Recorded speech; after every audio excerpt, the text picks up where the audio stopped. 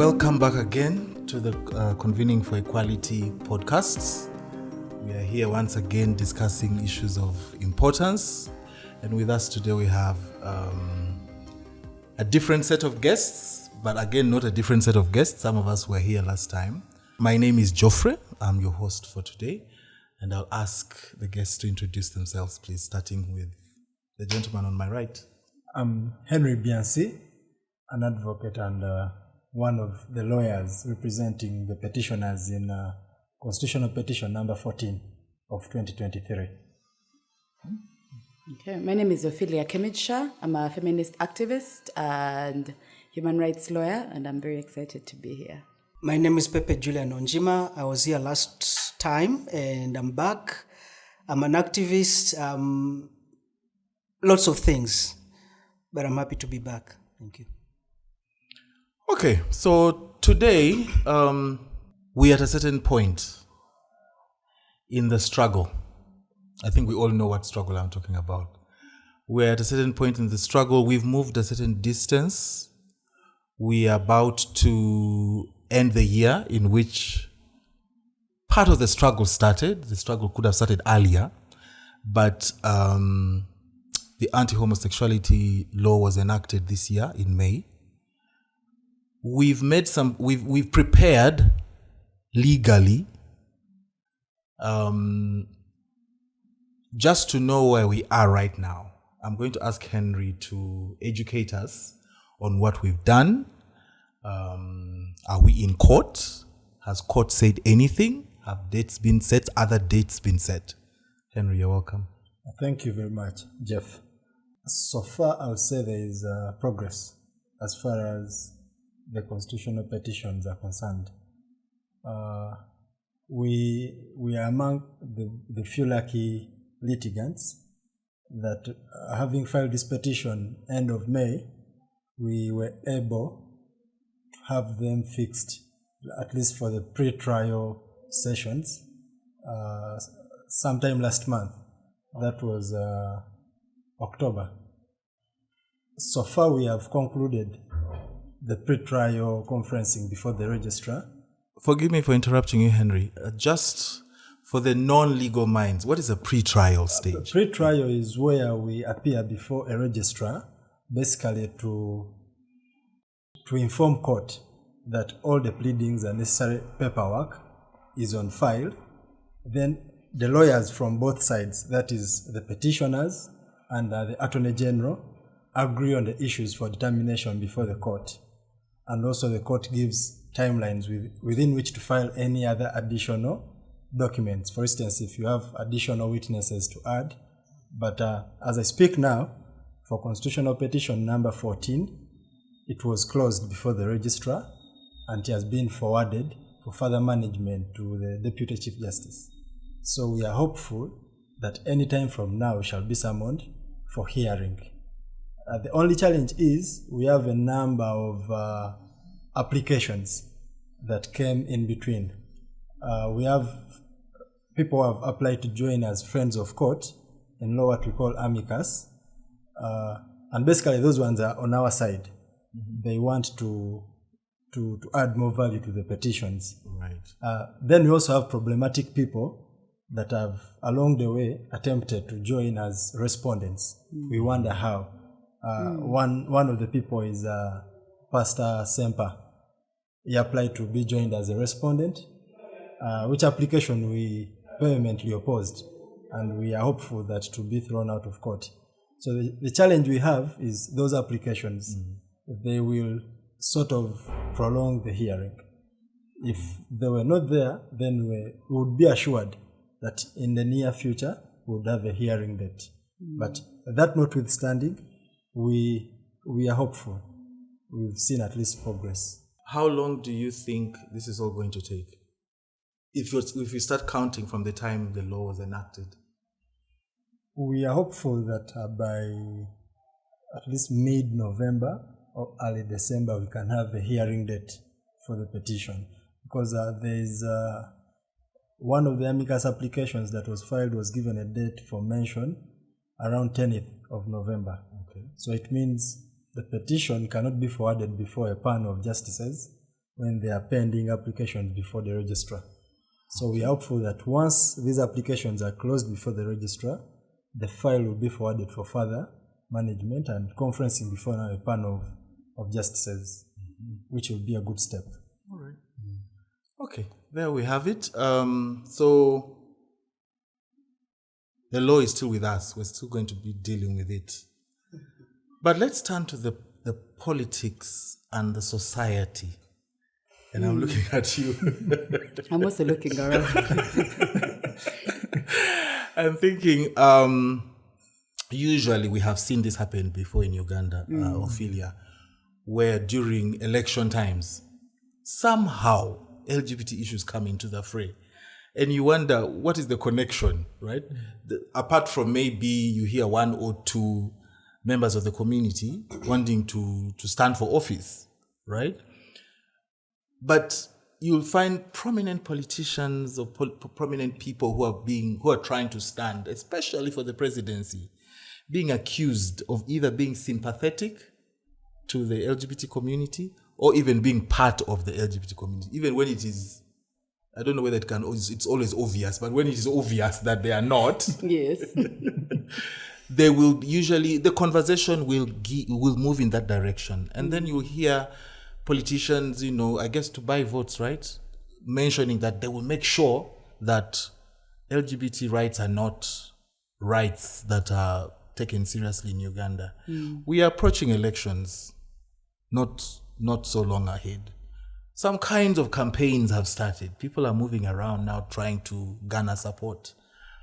What do you see? Do you see this kind of thing repeating itself? And what do you see coming out that will negatively affect either organizing around these issues or even affect the community itself? Well, I'm not a prophet, thankfully, so I can't, it's hard to say what will happen. But in the past, it's been common for LGBT issues to be a rallying point, really, for politicians, for them to increase their popularity, because it's quite popular to be seen to be anti-LGBT, actually, regardless of where one person may stand on the issue. And I think it's quite ironic that they are very quick to promise a world free from LGBT, as if we have any rights anyway, I mean, we do have rights as citizens, but I mean, as if there has ever been an effort to really, genuinely protect the community. So it's always quite strange to me. Yeah. But I think that what we can unfortunately look forward to or maybe prepare for is for this issue to be back in the news, back on the podiums, back on the on the altars and everywhere that public speaking happens, which can be quite dangerous, as we've seen with the passage of the law and the hysteria that follows. So I think we have to be wary of that, but I think that there are ways to prepare for it. It's common for people to say that LGBT issues are a distraction. So that's like best case scenario. People will say they are trying to distract you from the money that they are stealing. But sometimes the oppression is the point. I think that's the point. I think the point is to target people who are already marginalized as a way to really strengthen their own power and their own influence over society. And I think that can be an opportunity, right, for us who are fighting for the rights of everybody, including people of various sexual and gender expressions, to protect their right to vote, to participate in elections, to fight for the things that we're all fighting for as Ugandans, for economic justice, for gender justice, for peace, all these things that affect everybody affect us as well. And for us to make connections to the movements that kind of arise during elections, for them to see that their fight is our fight, because we are Ugandans as well. And we're not separate from the electorate that they are talking about. I think it's common for them to make it sound like the LGBT community is this tiny cabal of people who are somewhere in corners. But we are daughters and sisters and friends, and we live in this country. I think we have to find safe ways to claim that space for ourselves. Okay. and I'm going to ask this question to Pepe next. So we saw ourselves in this same, where we are. Yes, some years ago, right? And I think if we measure it, it tends to be like 10 years or something like that, similar to, so, I mean, roughly 10 years. 10 years before that, we were dealing with a law that was going to be passed. Then we won a case in the Constitutional Court, right? Then again, we are back here. If we win this time, now that we're in court, do we see ourselves going back again? Do you see us going back again? I want to ask you in terms of lessons learned. You know, you are quite a seasoned activist. You've been here. I'm not saying you're old, Pepe. Don't look at me like that. I'm a spicy activist. You are A spicy activist. You're full of spices. You're like aged wine. You know. Okay, let me stop there because I might say things that what lessons should we come with past 2023, going into 2024, past 2024, that anchor our struggle in such a way that we don't see certain things repeating themselves? Because it's like maybe there's certain things we should be doing to make this conversation not come back ever. What's your opinion? Thank you so much, Jeff, Henry, and Ophelia. And to the question directed to me, in 2009 to 2014, there was an opportunity there for us to. I think that period made a lot of us. It made a lot of us in the sense that some of us got arrested, some of us were beaten, some of us got an opportunity to interact with international partners or spaces, and also regional, across Africa as well. And I feel that after 2014, after the law was nullified in the Constitutional Court, we were so exhausted. There was a lot of fatigue for activists, for us, the advocates, but also for donors as well, because donors supported the whole process during that time, but also seeing several people coming to join the fight across Africa, but also in Uganda, because in Uganda, under the umbrella of the constitutional, the Civil Society Coalition. There were over 50 organizations, and these were big, major organizations working across the country. So from the exhaustion, I feel that a lot of us, of course, had to reboot, step back between 2014, because really to start feeling that the law was nullified was probably in 2015. Because some of us were still traumatized and feeling like the law is there. And just to say, immediately after we won the case, I left. Yes, you left. But I should have stayed, right? Because now we're free, but I still left. Yes, but because I needed just to get away from all of it. And even a lot of the migration, by the way, happened after. Because there were so many people who are still in Kakuma camp and so on. Yes. But I feel that there's the saying that about history, but we never learn from history. Right? The history is there for us to learn from, to read, to be told, stories are there and everything. But I feel like we don't learn. For instance, look at the country itself, right? We've been in civil wars after civil wars. I was going to say. Right? We've had a government that has been here close to 40 years. And as much as there's a sense of safety, there's a lot of mental wars, emotional wars, physical wars on people's bodies. For instance, when you look at the fight of, on LGBTIQ topics or issues, that is some type of civil war that is happening to a minority group that is in the country, citizens that are just trying to be themselves and live and be able to vote, be able to, go to school. But you'll see that there's so many levels of inequalities. Yeah. We feel that this government brought peace. But as a queer person, I'm not at peace. I have to peace for whom? For whom, exactly. It doesn't feel like it's for the country. Yeah. If it's for the country, that means that everyone in the borders needs to feel The peace. the peace. But right now, LGBTIQ persons are not feeling the peace. Sex workers are not feeling the peace, right? People from the north, like myself, are not feeling the peace. Right. And I think you can see my different facets. I'm from the north. I am queer. Like so many things. Yes. You're really not feeling the peace. I'm really not at peace. But I have to struggle to sort of create my own peace to be able to see the next day. So we saw a rise in organizing within the queer community. So I think that is also a lesson that many people decided, they felt a certain level of safety to be able to organize in rural areas. We saw some people who were organizing in the urban areas, like in Kampala city, leaving the city to say, you know what, this fight, Kampala is not my home. Yes. My home is somewhere else. Yeah. They went that side to their homes to organize. Organizing is very, very important.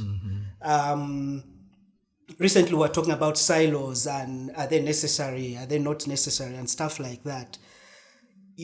With this kind of fight, sometimes silos are necessary, but the downside of silos is that then few people have information, and acting towards what needs to be done then is done by a few people. And yet it could be done in a massive way. Right? So information should actually be out there, so that other people are not feeling insecure with information. Other people are not feeling superior to others because they have information. And things like that. So that could be part of the lesson. But the other one is that there's been some level, this is also a tired word for me, some level of resilience. The irony of the word resilience being a tired word. Yeah. But, excuse me, I see that in our communities. There are thousands of people who have left the country, but there are also hundreds that are coming out from their hiding spots. Yeah. To fill those gaps. So maybe briefly, I'll just stop there so that I'm not dominating the conversation. But those would be some of the things that I can, off the mark, point out. Thank you. What do you think? Do you think what we're doing it correctly? This is just a general question.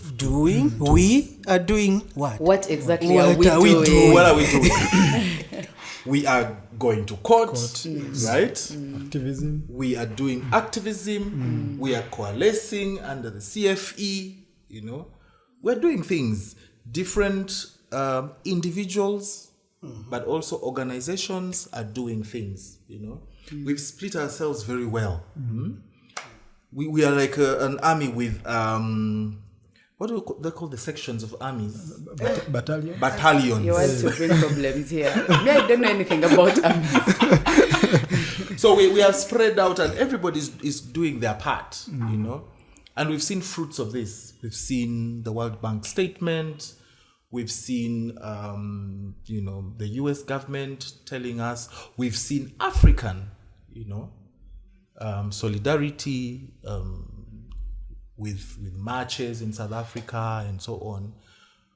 We've seen African countries decriminalizing after we had recriminalized.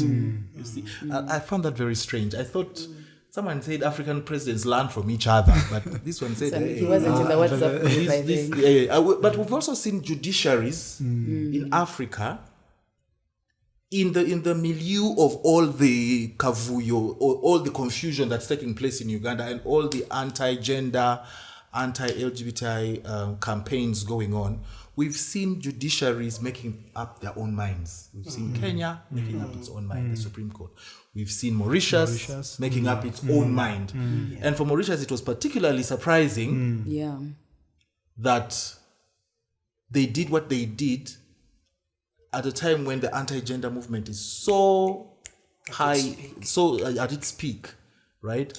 So are we succeeding? Let's get out of Uganda a little bit. Uganda included, let's not leave out Uganda, but Africa regionally, what are the good things we're doing? And why are we doing them that way? And why are they bringing out those successes? I think I don't know about correct, because I think the work of the work that we do is very, I think some people call it emergent. Yeah. So, we do small things and then we try and scale them and then we see and then, we adapt according to the context and the conditions that we find ourselves in. So it's hard to say what's correct until you do it. We kind of do you test it. Iterations and then we say, this thing hasn't worked, then we try again. We are like the best scientists ever. So I don't know about correct, but I think that in terms of what progress is, as a feminist, I start from that point where many more feminist movements have said what should have been obvious from the beginning, that they are becoming more inclusive. Another tired word, but I guess more clear on what the connections are between women's rights and LGBT rights, which used to look quite separate in the past, I think, in many contexts. Yes. And now many feminist groups and organizations are saying the LGBT fight as their fight. It's not the separate fight that's far away. Or seeing sex workers as also part of that movement. So I think that's a step in the right direction. And then, like you mentioned, there's much more Pan-African solidarity and work in places like Ghana, where they are seeing similar repression, probably, maybe in their case, maybe for the first time at that scale.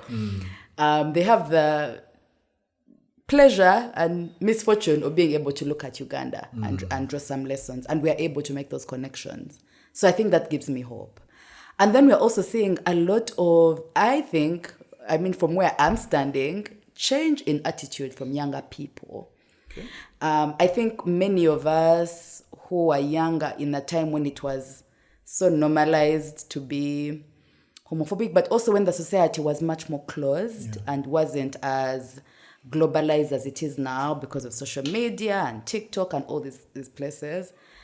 I think there are many more spaces with young people where it's much more socially acceptable to be who you are. And where younger people are just like, this is rubbish, right? And so we have this question becomes quite geriatric. Like it's a particular kind of people who are just insisting on this point that's not a point. Yes.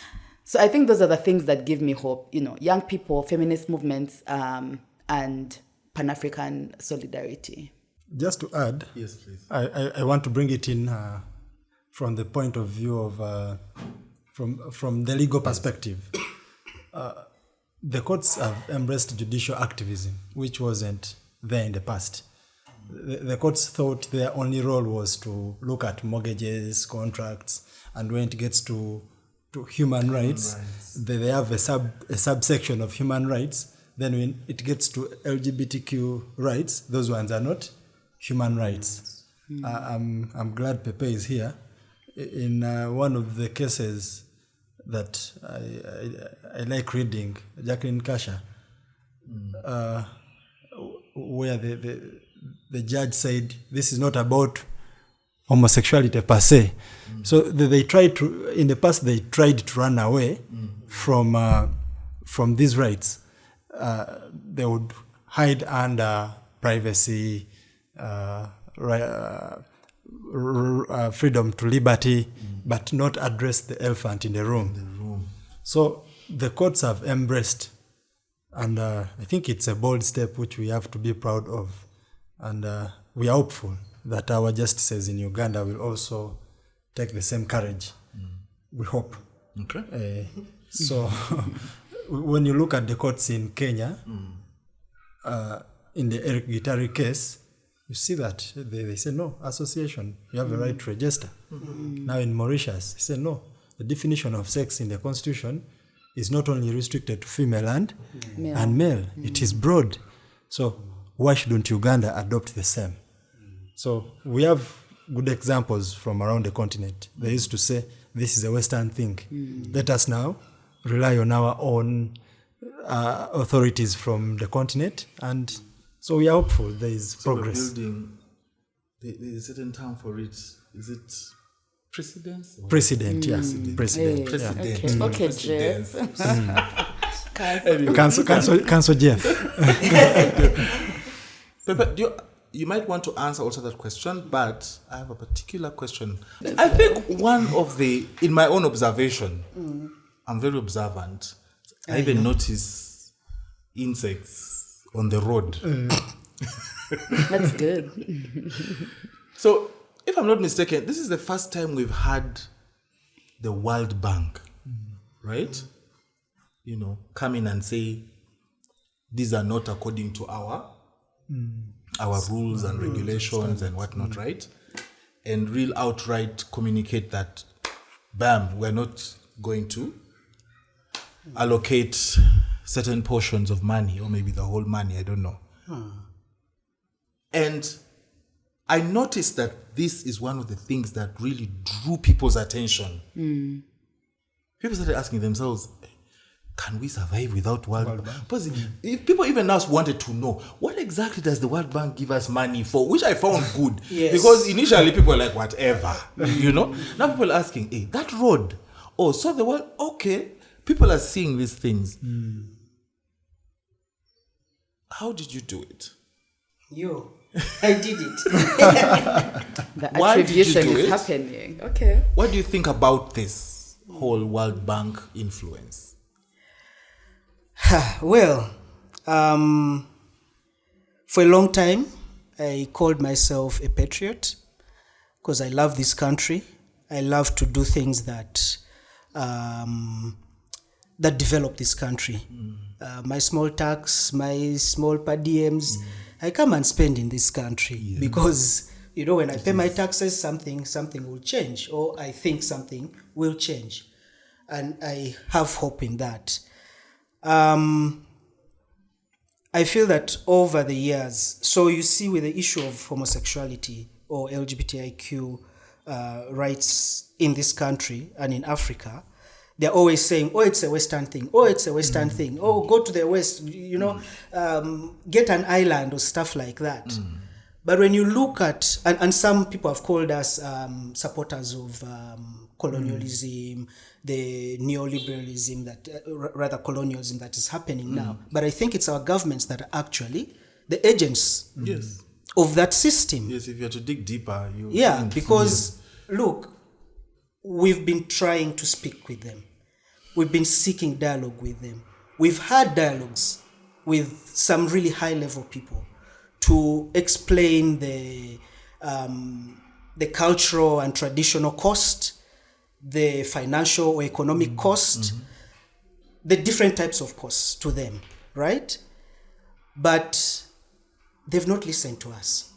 They went ahead to pass the law, to not, question the legislature in how it's doing. For instance, the way they rushed the law.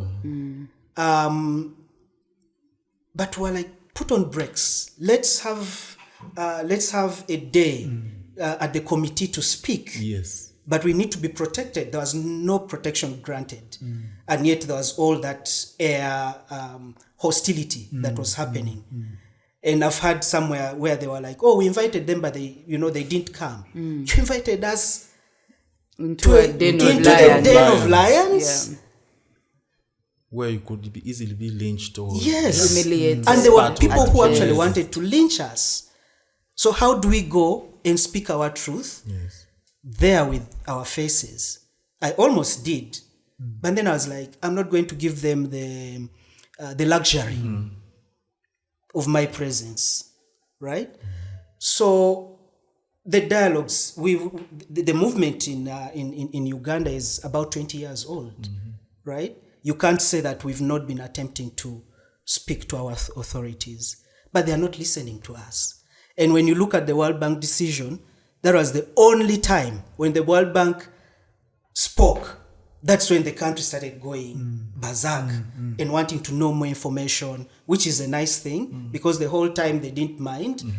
Of course, they are saying, oh, these homosexuals are so powerful. It must be the homosexuals, stuff like that.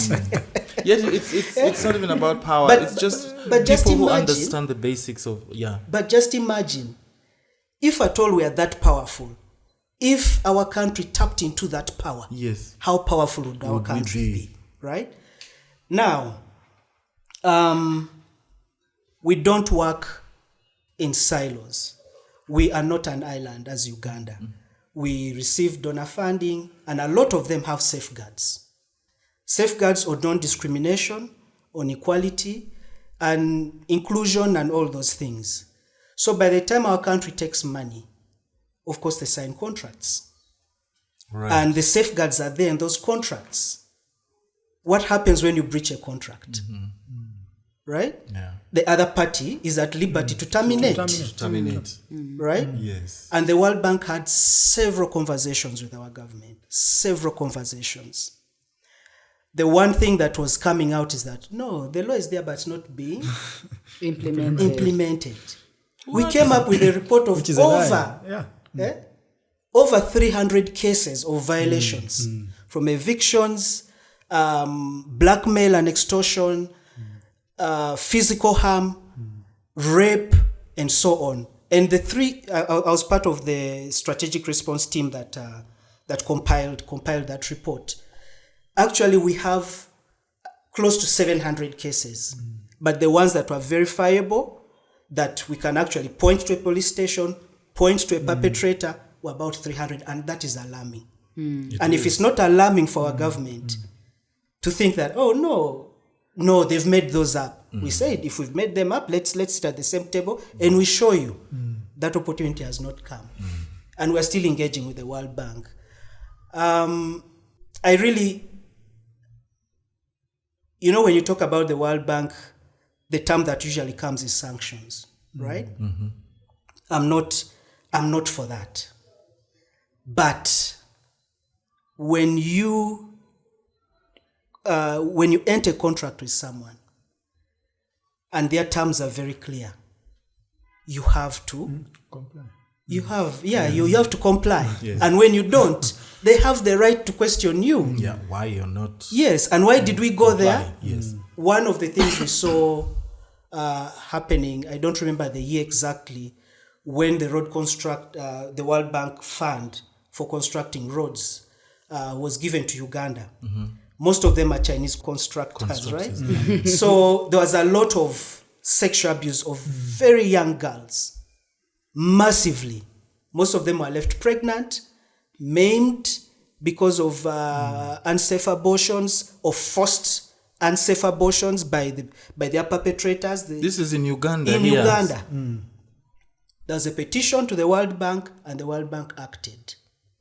A lot of the people who are working on constructing the road at that time, most of them were terminated. Some of them, I think, went to jail. But seeing that the World Bank acted then. So there's no difference. Yeah, there's no difference. But now with ours, with them coming up on the LGBTQ issue, everyone's sort of up in arms and saying, they are funding these people big time, and so on. They pick and choose, right? But I feel that what contributes to that is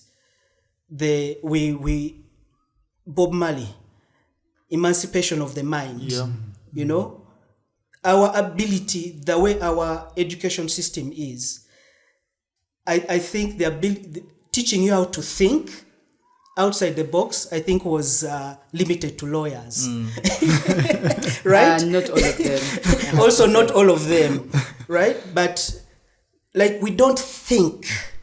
When something is said, we take it as it is. We don't, I think I don't know. I like to say, firstly, what your mother told you, your father told you, what your pastor told you. What do you think? True. But remember, we've been robbed of the ability to think for ourselves. Our parents have to think for us. Right. So it's hard. When you ask me that question, I'm like, hey, you mean I can think for myself? And I love what Ophelia was saying, that the current generation, they are thinking for themselves. They are no longer thinking the way their parents think, and so on. I was doing an interview with a cyclist recently, and there were two people. The lady was like, when they came into Kampala, Uganda basically, Grindr went off. It went off as it.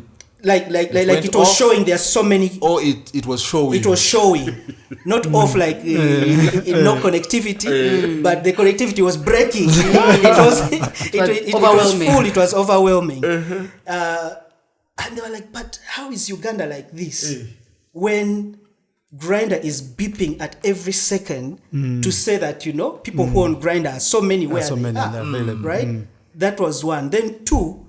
Because the algorithms find like your location and so on, the content they were receiving on TikTok was queer content. Yeah, and these cyclists are not queer people, but it was queer content that was showing. What does that say? And it was not negative queer stuff. No, it was positive, fun. Yeah, so it can be very confusing to be in this country. Oh, yes. Okay.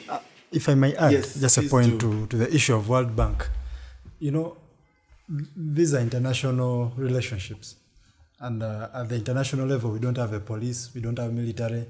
World Bank will not send its World Bank police to come and arrest Uganda for breaching a certain provision of the contract. So the only way they can ensure compliance with what is agreed between the parties is to issue, let me say, Pepe did not want to use the word sanction. So to issue restrictions, some restrictions, because this is a superior party over Uganda, and Uganda is in dire need of the funds. So if there is a breach, the only thing they can do is to issue that restriction, not until there is compliance. And those restrictions are the ones that act as their policing mechanism. Do you think this World Bank issue, and I hope they keep their word until the end, they need to just keep tightening that nozzle until... We're also watching them, so... Yesterday I read a story that the government, the finance minister was addressing some journalists, and he was assuring them that government and the World Bank are in talks over the law. So we don't know what the outcome will be, but let's just watch the space. Do you think it will have a bearing on the court case? A positive bearing? Most on the likely. Case? Most Some likely. political pressure? The challenge here is because of independence of the judiciary. I don't want to openly state that the political pressure will have an influence on the outcome of the court matter, but I certainly believe even the judicial officers have relatives in schools deep in the villages which receive funds from the World Bank. And they also read about geopolitics. And determination of this issue against government is in their best interest. Okay. So we've approached the whole human rights affair with a collective approach, right?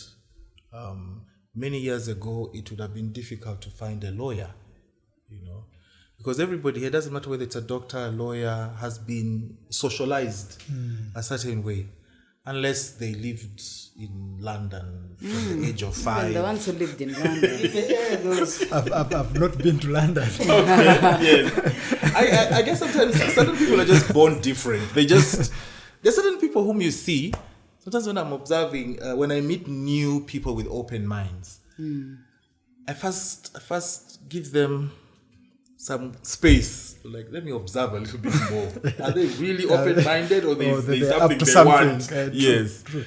So, what was I saying? So we've had so many people, of minds that see through these things, who bring their knowledge, who bring their attitude, their good attitude, who bring their good vibes to this struggle.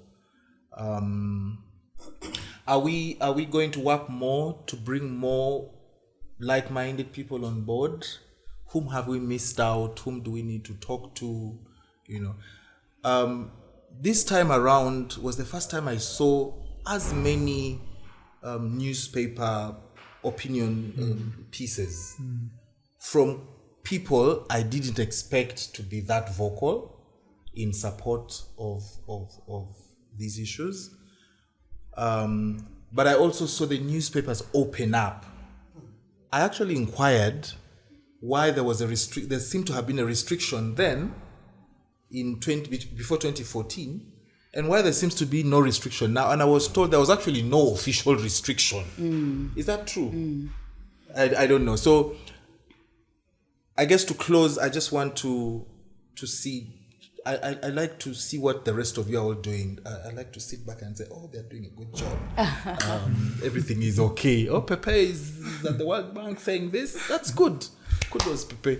Because I may have the ideas, but I may not have the... And let me also speak for the LGBTI person who is not in activism, who is not sitting behind a desk, who is hustling at the marketplace and placing their hopes in you guys. Placing their hopes in the lawyer, What is the Luganda word for lawyer? Pleader.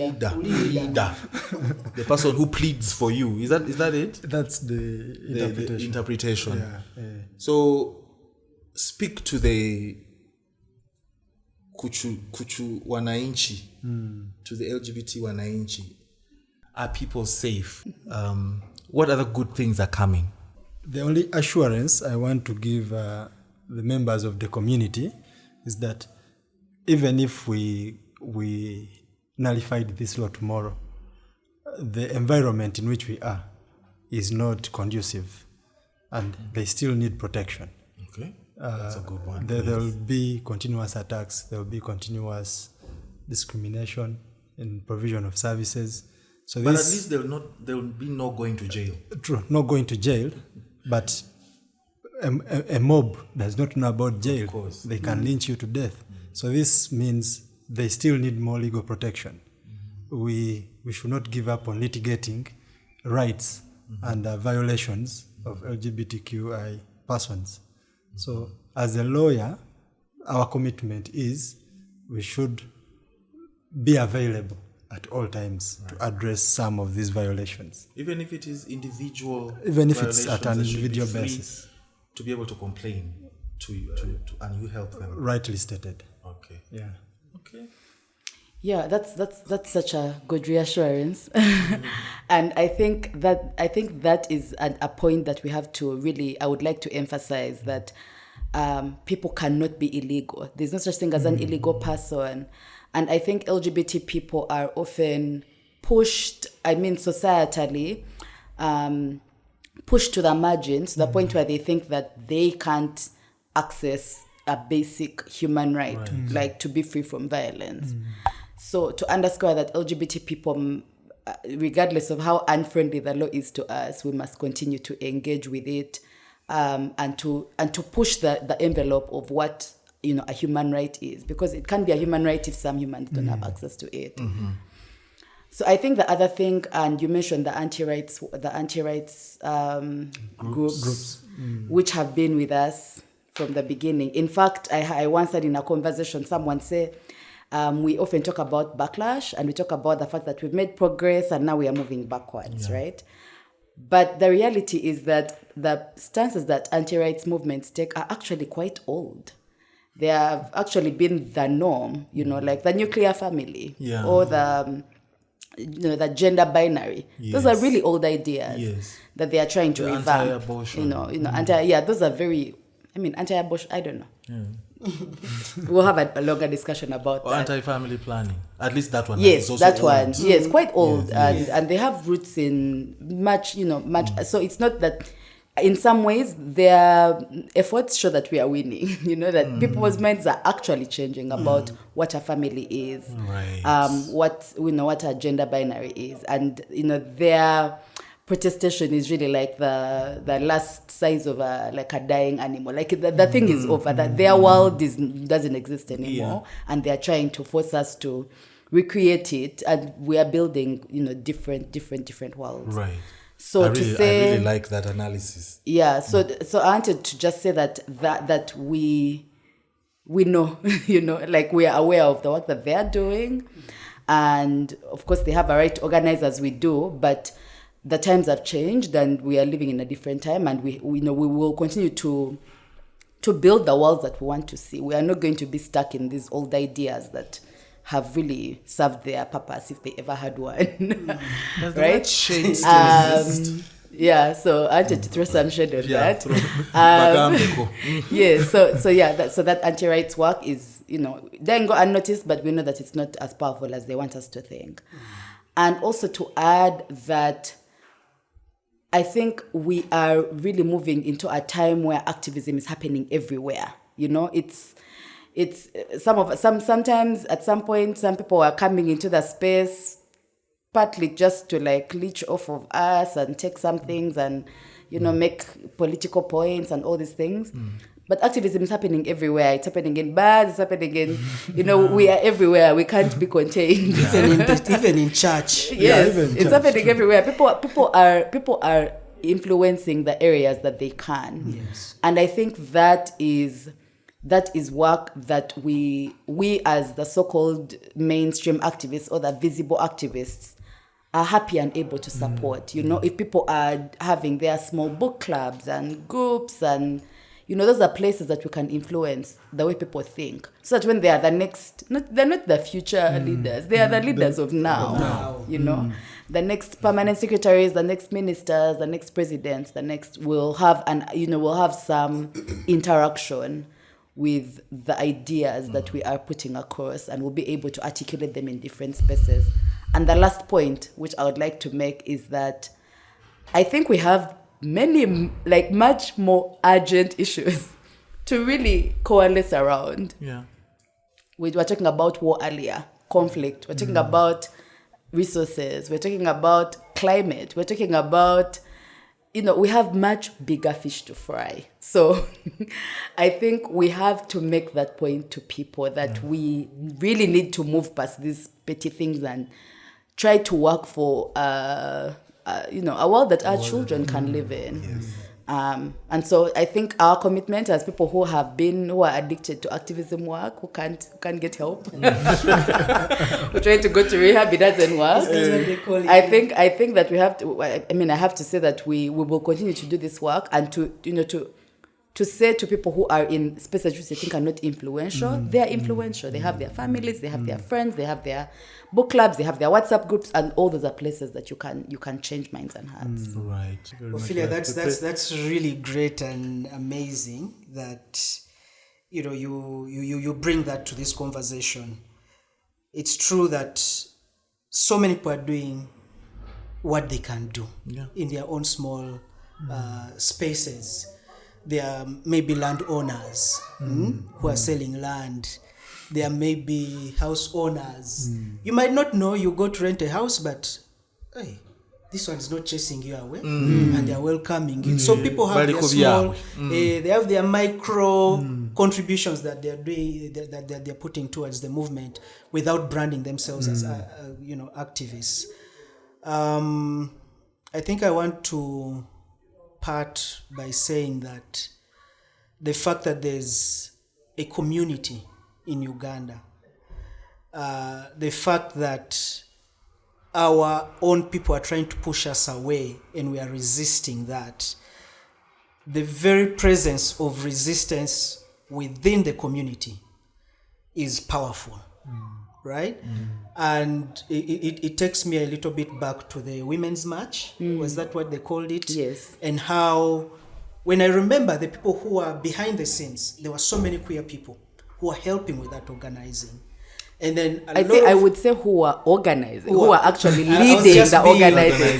Because I think let's say it. I think let's say it because I think people are so quick to push queer people off the when something changes in the environment, they're like, we don't know these people. Yes. But we organize with these people, we work with them. Yes. And I think especially for the Women's March, that history came to bear later, and people said, "Oh, what were homosexuals doing at the women's march?" And said, "Who do you think organized it?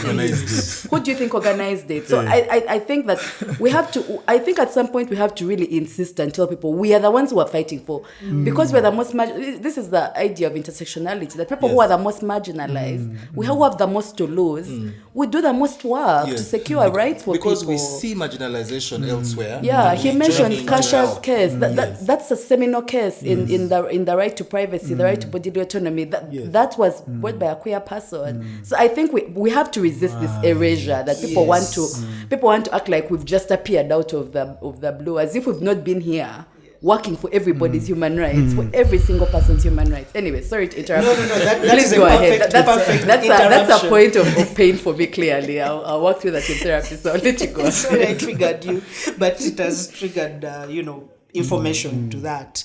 And we're not hiding, behind what I was trying to hide by saying some. You're the only diplomat here. Yeah.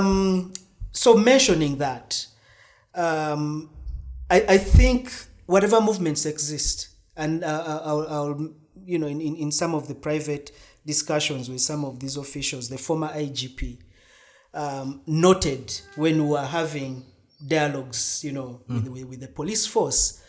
He noted that,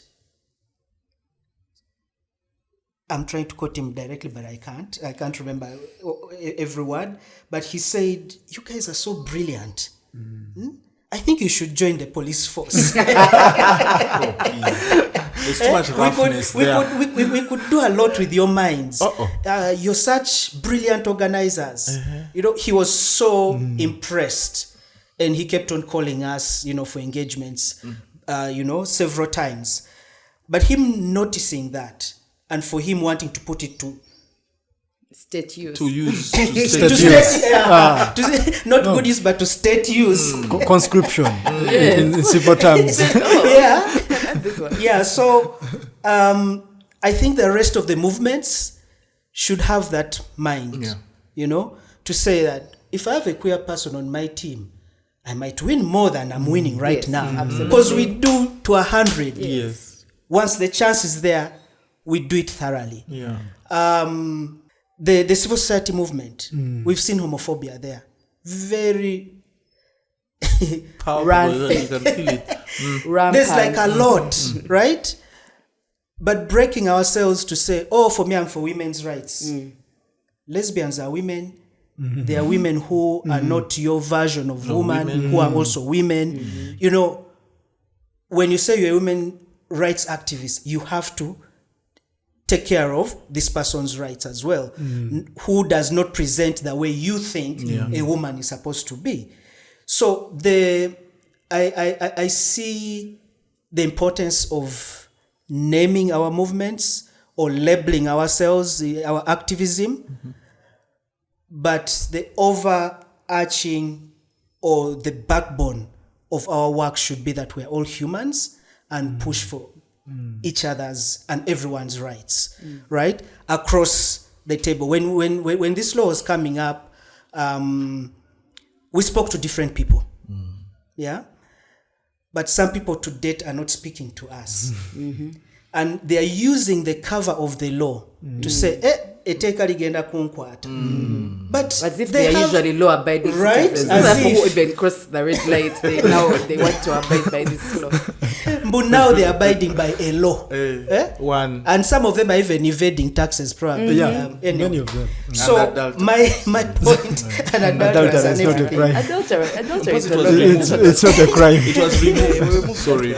We removed. These days were just polyamorous and so on. Also, fornication is very much of a church. Anyway, I really want to part by saying that we need to come together.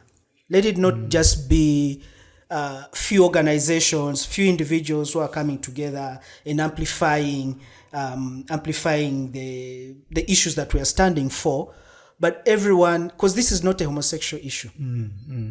It is a democracy issue. It's a human rights issue. It's a governance issue. It's an economic issue. So if any Ugandan thinks that they are not affected by this law, they need to think again. Right. Thank you. And I saw you looking at the camera when you're delivering Because I'm that talking message. to people. Yes. I'm talking to Wananchi. I know I said that was the last question, Yes. but this is for you, Henry. If we win the case in the Constitutional When we Court, win. when we win, I like that. When we we win, win true. the case, Affirmation. there will still be one problem left: the penal code. What are we going to do about that? I don't know whether we should postpone this for another discussion, or maybe it's a very long one. It's quite a We lengthy. can tap into it. It's quite a lengthy discussion. What are we going to do about the penal code? Because we'll still be having criminalization. Do we want to go the the section Mauritius 145 is a bit vague, and actually after this petition, it's one thing we should focus on. Okay. We need also to subject it to the constitutionality test. Okay. What amounts to unnatural? Okay. Yes, they would claim or bestiality, but homosexuality is not unnatural. So once we are successful in this, automatically we apply the ruling or the judgment of the Constitutional Court. If we, for instance, we have a ruling that same-sex relationships are not illegal, then it means the 145 collapses. They cannot proceed under 145. What we need is only to seek a declaration to the effect that it is unconstitutional and also contravenes the ruling in Constitutional Petition number 14. Okay. The only challenge we had in 2014 is that the law was annulled on a procedural issue. thing. Okay.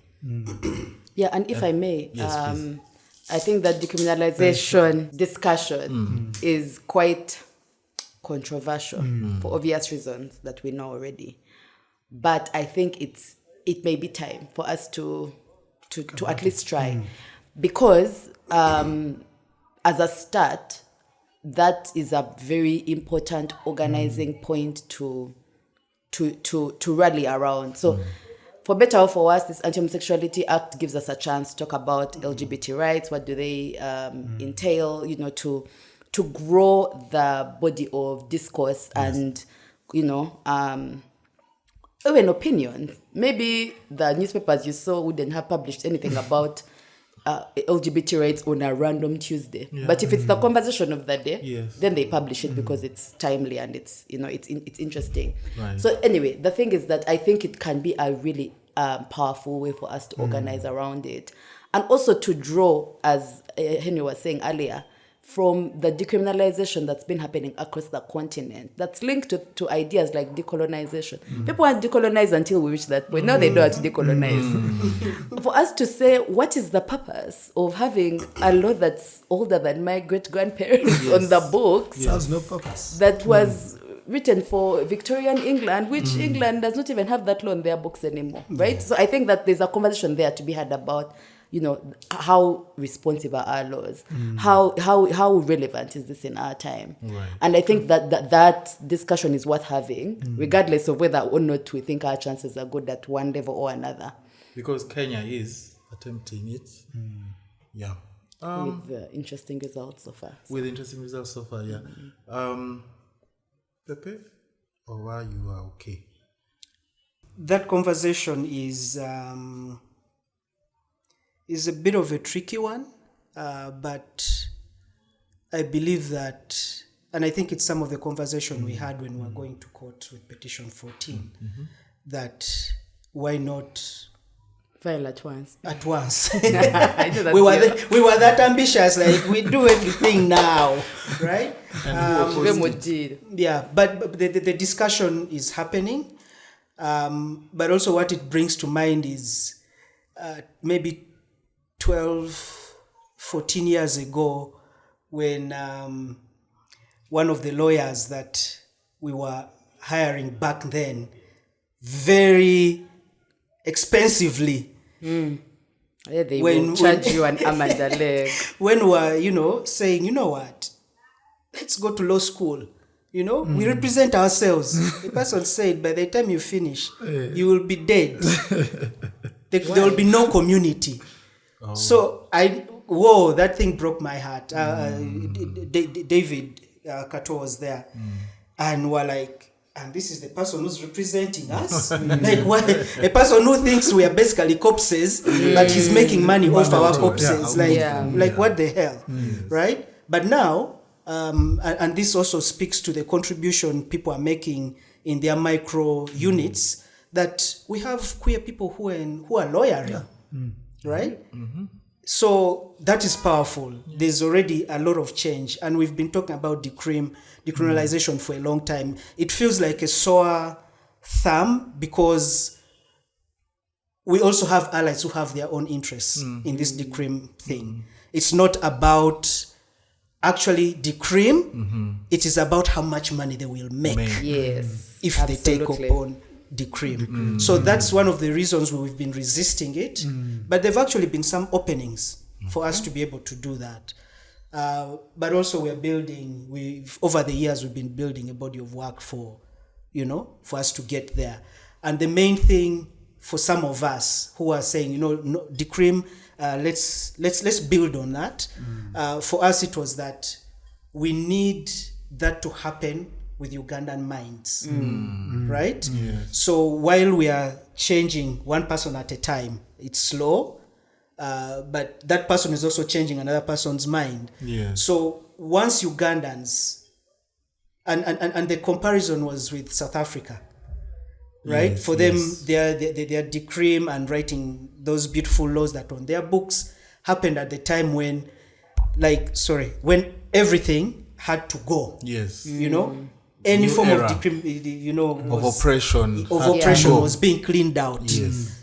But the minds, because South Africa probably is leading in so-called corrective rape, the violence on lesbian bodies, and murders, and killings, and gay men being killed, also raped, like the hate crimes that happen in South Africa, yet they have a good law, are alarming. They're even more than Uganda. And you politicians, I don't want you to use this to say that they are more. So our point at the time was that, let's move with Ugandans. Let's move with Ugandans. By the time decrim is happening, there will be a mother. There will be a father. Actually, mothers are always there. This time there will be a father. Who's present in court, who is a petitioner. There will be a pastor. There will be a reverend. There will be a priest who will come to say, we all deserve to have human rights. So far, that's going slowly, but we'll get there. And even if we took decrim tomorrow, at least now we are confident there will be parents who will come to court. Absolutely. There will be parents who will be petitioners. So I feel like we are progressing. We're progressing. Okay. Yeah. So we will decrim at whatever time it will come. Decrim might come even without us doing anything. Yes, it may happen actually quite organically. That would be great. Okay, so that was it for today. We've had a blast. I hope you did. I did. I know I did. Same here. Discussing, issues of utmost importance. And I said this at the beginning, that we're going to discuss issues of importance. And I'm ending with saying these are issues of utmost importance. So thank you very much, Pepe, Ophelia, and Henry. For joining us during this podcast. But I will also want to say thank you very much to the CFE media team. Thank you so much to the organizer, Ruth Muganzi, who is right there in the corner.